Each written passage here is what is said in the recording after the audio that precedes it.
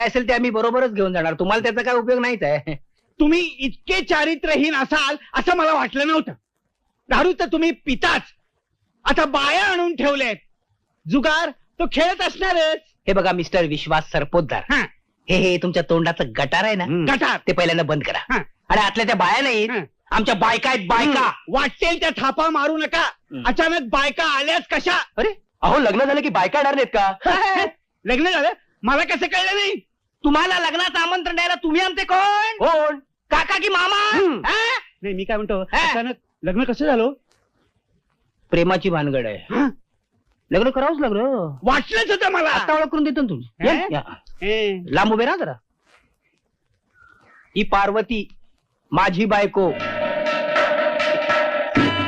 नमस्कार. ही सुद्धा शंतनूची बायको.